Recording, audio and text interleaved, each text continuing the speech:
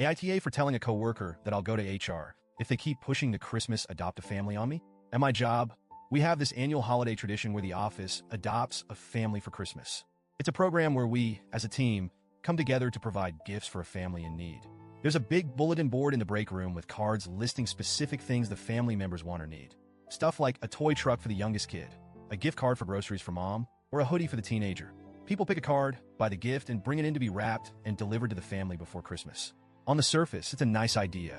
A lot of my coworkers are really into it, talking about what gifts they picked or brainstorming ideas for items that aren't on the cards.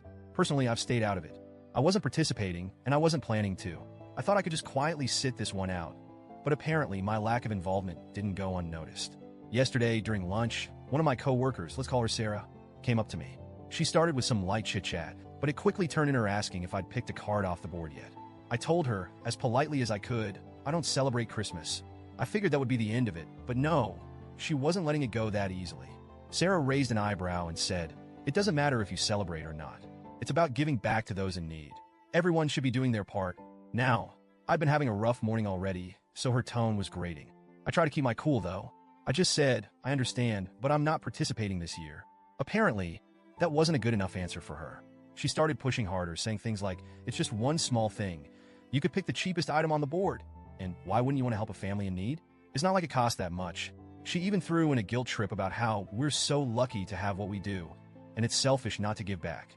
At this point, I was done, but I didn't want to lose my temper, so I tried to deflect. I said, "If you feel so strongly about it, maybe you could grab an extra card." Her face immediately changed. She rolled her eyes and said, "You don't have to be such a Grinch about it." That was the breaking point for me. I looked her straight in the eye and said, "If you keep harassing me about this, it's going to become an HR issue." My voice was calm, but I meant every word. Sarah got flustered and walked off in a huff. I thought that was the end of it. Spoiler, it wasn't. Later that day, I overheard Sarah and a couple of others talking about me in the break room. They didn't realize I was nearby. I heard things like, "I can't believe she's refusing to help. It's just so heartless. And what kind of person doesn't want to give back during the holidays?" Hearing that stung. I know I don't owe anyone an explanation, but being painted as some cold-hearted Scrooge hurt more than I expected. They don't know my story. They don't know why I don't celebrate Christmas, and they definitely don't know why programs like Adopt a Family leave a bad taste in my mouth. But since you're here reading this, I'll tell you. I grew up extremely poor, and when I say poor, I don't mean tight budget poor. I mean barely surviving poor. Holidays like Christmas and Thanksgiving weren't magical for me and my siblings. They were just reminders of how little we had. Thanksgiving? Just another day. We couldn't afford turkey or fancy sides, so dinner was whatever cheap food we had on hand.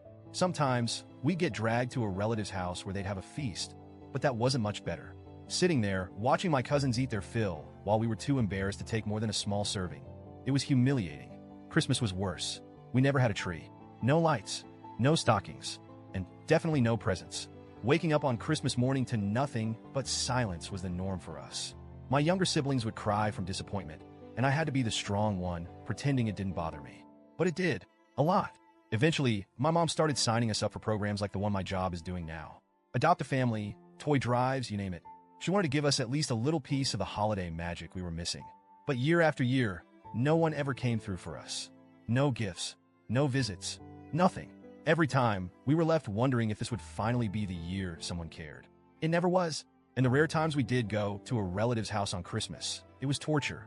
Watching my cousins tear through piles of gifts while we sat there empty-handed, hearing them ask, "What did you get for Christmas?" and trying to decide whether to lie or admit the truth. Those memories are burned into my brain. As I got older, I promised myself that I'd never rely on those kinds of programs again. No one cared about my family back then, so why should I care now? It might sound harsh, but that's the reality I grew up with, and it shaped how I view the world. My priority now is making sure my family never has to feel that kind of hurt again. My nieces and nephews, they'll never wake up to an empty Christmas. They'll never feel the way we did. That's where my energy and money go, not to strangers on a bulletin board. After hearing Sarah and the others gossiping about me, I felt this wave of anger and sadness. They don't know me. They don't know my story, but they're so quick to judge. And honestly, it's frustrating how people act like these holiday charities are the ultimate moral high ground. Like if you don't participate, you're automatically a bad person. Let me be clear. The family my job adopted will still have a great Christmas. Half the board is already empty, and people are tripping over themselves to help. My one contribution wouldn't make or break their holiday. But because I'm not participating, I'm suddenly the office villain? It's ridiculous. Also, let's be real, most people only care about giving back during the holidays. Where's that energy in March or July? Struggling families don't just need help in December. But sure, let's all pat ourselves on the back for buying a $10 Walmart gift card and call it a day. Look, I know I could have handled the situation better. Maybe I shouldn't have threatened HR. But in the moment, I felt cornered. Sarah wouldn't let it go, and I was tired of explaining myself. At the same time, I'm not sorry for standing my ground.